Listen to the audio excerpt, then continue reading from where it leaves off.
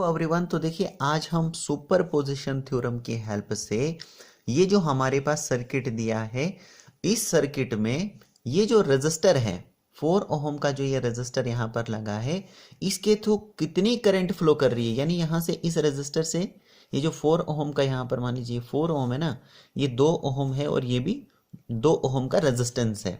तो इस 4 ohm resistance से कितनी करंट फ्लो करती है वो हमें निकालनी है। तो कैसे निकालेंगे? With the help of superposition theorem.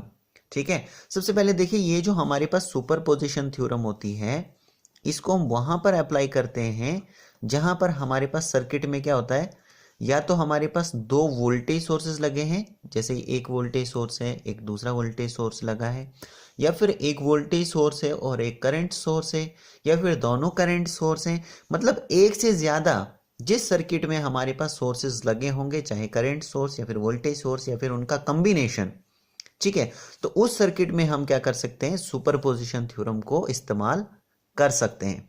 तो अब देखिए ये हमारे पास सर्किट दिया है, यहां पर देखिए एक हमारे पास 20 वोल्ट का वोल्टेज सोर्स है और एक 10 वोल्ट का वोल्टेज सोर्स है, और हमें पूछा है बताइए इस 4 ओम रेजिस्टेंस से कितनी करंट फ्लो करती है।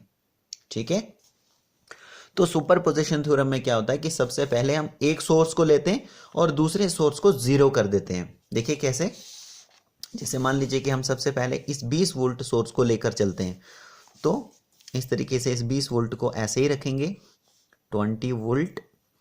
यहाँ पर ये जो रेजिस्टेंस है उसको भी ऐसे ही रखेंगे, ये जो रेजिस्टेंस यहाँ पर लगा है इसको भी हम इसी तरीके से रखेंगे, जो ये रेजिस्टेंस है।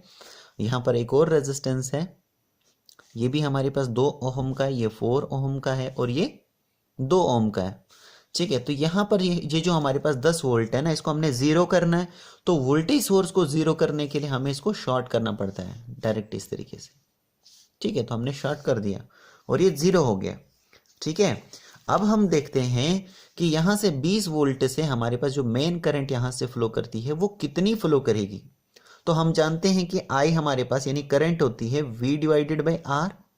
तो V तो हमें पता है कि 20 वोल्ट है, लेकिन रेजिस्टेंस तो हमें यहाँ पर नहीं पता है ना, तो इसके लिए हम क्या करेंगे, इसका पहले इक्विवेलेंट निकालेंगे, यानी टोटल रेजिस्टेंस हम निकालेंगे।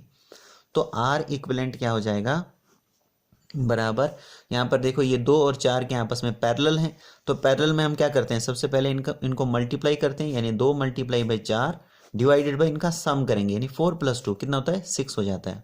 तो क्या आ जाएगा 4/3, और 4/3 क्या होगा, फिर इसके 2 ओम के सीरीज में आ जाएगा, यानी 4/3 + 2। तो इसका एलसीएम कर लेते हैं, देखिए 3, 4 + 6, तो क्या आ जाएगा 6 + 4 कितना होता है 10 डिवाइडेड बाई 3। तो 10 डिवाइडेड बाई 3 हमारे पास आ गया R इक्विवेलेंट 10/3 ओम, यानी टोटल रेजिस्टेंस हमें जो मिला वो मिला 10/3 ओम का।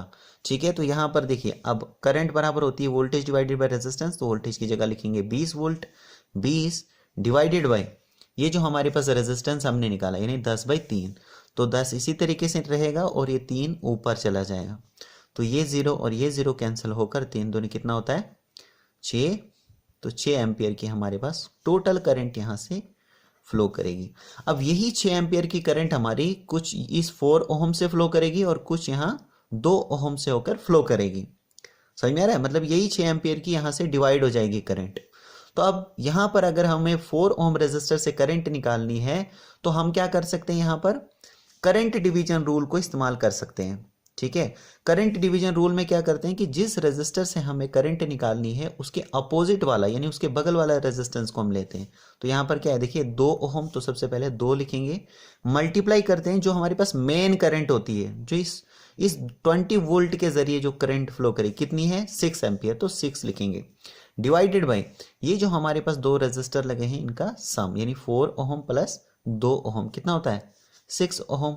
तो ये 6 और ये 6 कैंसिल होके हमें जो हमारे पास यहाँ से मान लीजिए ये I1 फ्लो कर रही है इस 4 ओम से, तो I1 हमें कितनी निकल गई 2 एम्पियर, 2 एम्पियर की करंट हमें मिल गई। जब हमारे सर्किट में 20 वोल्ट का सोर्स लगा है तब हमारे इस 4 ओम रेजिस्टेंस से कितनी करंट फ्लो कर रही है 2 एम्पियर की फ्लो कर रही है। ठीक है, तो इतना हमें निकल गया। अब हम क्या करेंगे कि ये जो हमारे पास 20 वोल्ट का सोर्स है इसको हम जीरो करेंगे और इस सोर्स को लेकर चलेंगे कि भाई इस सोर्स से 10 वोल्ट सोर्स से जब हमारे पास 10 वोल्ट का सोर्स लगा है हमारे सर्किट में तो उसके चलते हमारे पास इस 4 ओम रेजिस्टेंस से कितनी करंट फ्लो करेगी। ठीक है, तो चलिए अब हम क्या करते हैं, इस 20 वोल्ट को शॉर्ट करते हैं। इस तरीके से हमने शॉर्ट कर लिया मान लीजिए, और यहाँ से ये रेजिस्टेंस तो इसी तरीके से रहेंगे, बाकी एक यहाँ पर और एक यहाँ पर रेजिस्टेंस लगा है, और यहाँ पर एक वोल्टेज सोर्स है जो कि 10 वोल्ट का है। ठीक है, यहाँ पर रेजिस्टेंस है 2 ओम का, और यहाँ पर भी 2 ओम का, और ये 4 ओम का है। अब देखिए जैसे ही हमारे पास यहाँ से देखिए ये प्लस मान लीजिए माइनस मान लीजिए, तो यहाँ से करंट जो है स्टार्ट करेगी फ्लो करना। इस तरीके से यहाँ पर देखो ये जो यहाँ पर जैसे ही करंट पहुंचेगी तो कुछ करंट हमारी 2 ओम से होकर चलेगी और कुछ हमारी 4 ओम रेजिस्टर से फ्लो करेगी। मतलब ये दोनों क्या आपस में पैरेलल हैं, ये 2 ओम और ये 4 ओम आपस में पैरेलल हैं। तो सबसे पहले हम पैरेलल केस में कैसे करते हैं, दोनों को मल्टीप्लाई करेंगे, यानी 2 मल्टीप्लाई बाई 4 और डिवाइड में दोनों को सम करेंगे, यानी 4 + 2 कितना होता है 6। तो कितना हो जाएगा 4/3, है ना, 4/3 आ गया। तो 4/3 प्लस ये 2 ओम क्या है हमारे पास सीरीज में कनेक्टेड है, तो यानी कि +2 हो जाएगा। अब इनका एलसीएम कर लेते हैं तो कितना आ जाएगा 3, 4 प्लस यानी कि 10/3 आ गया हमारे पास। आर इक्विवेलेंट यानी टोटल रेजिस्टेंस हमने निकाल दिया। ठीक है, क्योंकि हमें यहाँ से 10 वोल्ट से कितनी करंट फ्लो कर रही है वो हमें निकालना है सबसे पहले। ठीक है, तो आई होता है हमारे पास V/R, तो V तो हमें पता है कितना है 10 वोल्ट है इस केस में, तो 10 लिखेंगे, डिवाइडेड बाय रेजिस्टेंस अभी हमने निकाला 10/3 ओम, तो यानी टोटल रेजिस्टेंस, या फिर कहिए कि आर इक्विवेलेंट रेजिस्टेंस कितना है 10/3 ओम निकाला ना हमने, तो यहाँ पर लिखेंगे 10 × 3 ऊपर चला जाएगा। तो ये 10 और ये 10 कैंसिल होकर हमारे पास जो करंट आएगी वो कितनी है 3 एम्पियर की हमारे पास करंट है कि नहीं है। देखो यहाँ पर देखो हमने क्या निकाला 10/3 हमारे पास इक्विवेलेंट रेजिस्टेंस निकला, तो यहाँ पर रेजिस्टेंस की जगह हमने यही आर इक्विवेलेंट डालना है 10/3, तो 10 तो ऐसे ही रहेगा, 3 ऊपर चला जाएगा, तो करंट हमारे पास मिली 3 एम्पियर की। ठीक है, तो मतलब जब हमारे सर्किट में ये वाला सोर्स लगा है यानी 10 वोल्ट का सोर्स लगा है, तो उस टाइम पर जो टोटल करंट फ्लो करेगी, यहाँ से जो करंट फ्लो करेगी, कहाँ से, ये जो मेन करंट है वो कितनी फ्लो करेगी 3 एम्पियर की फ्लो करेगी।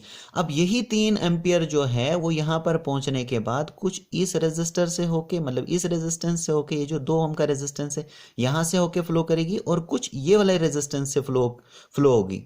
ठीक है, मान लीजिए ये I2 है और इस केस में ये मान लीजिए कि I1 है। ठीक है, तो I2 हमने निकालनी है, तो यहाँ पर भी हम क्या करेंगे करंट डिवीजन रूल को यूज करेंगे। तो करंट डिवीजन रूल में क्या होता है कि भाई जिस रेजिस्टेंस से हमें करंट निकालनी होती है उसके बगल वाला रेजिस्टेंस हम लेते हैं, यानी 2 ओम लेंगे, तो 2 मल्टीप्लाई बाई जो मेन करंट यहाँ से फ्लो कर रही है, मेन करंट कितनी है, इस 10 वोल्ट से जो करंट फ्लो करेगी उसको मेन करंट बोलेंगे, यानी 3 एम्पियर, तो 3 लिखेंगे, डिवाइड करेंगे इन दोनों रेजिस्टेंस का सम, यानी 4 ओम प्लस 2 ओम कितना होता है 6 ओम। तो यहाँ से देखिए 1 3 2 3 6, ठीक है, 1 3 2 3 6, तो ये 2 और ये 2 भी कैंसिल होके हमारे पास क्या आ जाएगा 1 एम्पियर आ जाएगी। यानी कि यहाँ से मेन करंट 3 एम्पियर आ रही थी, तो 3 एम्पियर में से यहाँ से 4 ओम रेजिस्टेंस से कितनी करंट आ रही है 1 एम्पियर की करंट आ रही है, और बाकी जो करंट है वो फिर 2 ओम रेजिस्टेंस से मतलब यहाँ से जाएगी। ठीक है, तो हमें सिर्फ इस 4 ओम रेजिस्टेंस से निकालना है, तो इसमें क्या आई 1 एम्पियर की करंट आई। समझ में आ रहा है। तो मान लीजिए कि ये जो हमारे पास करंट हमने निकाली इसको I2 हमने रखा, तो I2 हमें क्या मिली 1 एम्पियर की मिली। ठीक है, तो जब दो हमारे पास सोर्सेज लगे हैं, तो एक सोर्स से हमें कितनी करंट मिली, पहले तो हमें मिली जब हमने 20 वोल्ट का सोर्स यहां पर लगाया, तो तब हमारे पास जो करंट यहां से मिली तो वो हमें मिली कितनी 2 एम्पियर की। यहां पर देखिए I1 हमने निकाली 2 एम्पियर, तो जब हमने दूसरा सोर्स यहां पर सर्किट में लगाया 10 वोल्ट का, तो उस समय हमारे पास जो 4 ओम रेजिस्टेंस है यहां से हमें जो करंट मिली वो कितनी मिली 1 एम्पियर की हमें करंट मिली। कितनी मिली 1 एम्पियर की करंट मिली। ठीक है, तो अब हम क्या करेंगे, देखिए यहाँ पर हमने देखना है इसकी जो पोलैरिटी है वो हमने देखनी है, ये माइनस है ये प्लस है, ये यहाँ पर माइनस है और ये प्लस है, यानी कि दोनों करंट क्या हो रही है, इस तरीके से फ्लो होते हुए, यहाँ से भी ये करंट जो इस तरीके से होते हुए यहाँ से फ्लो करेगी, यानी दोनों करंट I1 और I2 होकर डाउन के लिए, मतलब इस तरीके से सेम डायरेक्शन में हमारे पास फ्लो करेगी। तो ये क्या हो जाएगा, ऐड हो जाएगा, मतलब ये दोनों करंट क्या हो जाएगी, ऐड हो जाएंगी, मतलब I1 प्लस I2 हो जाएगा हमारे पास। तो क्या हो गया, 2 एम्पियर प्लस 1 एम्पियर, कितना ही हमारे पास टोटल करंट, 3 एम्पियर करंट हमारे पास फ्लो करेगी। तो 3 एम्पियर की करंट हमारे पास फ्लो करेगी जब हमारे ये दोनों सोर्सेज जो हैं इस सर्किट में कनेक्टेड होंगे, यानी 20 वोल्ट और 10 वोल्ट जब सोर्स कनेक्टेड है तो टोटल करंट हमें कितनी मिली इस रेजिस्टेंस से, 3 एम्पियर टोटल करंट। ठीक है, सो आई होप आपको ये क्लियर हो चुका होगा। So thank you very much.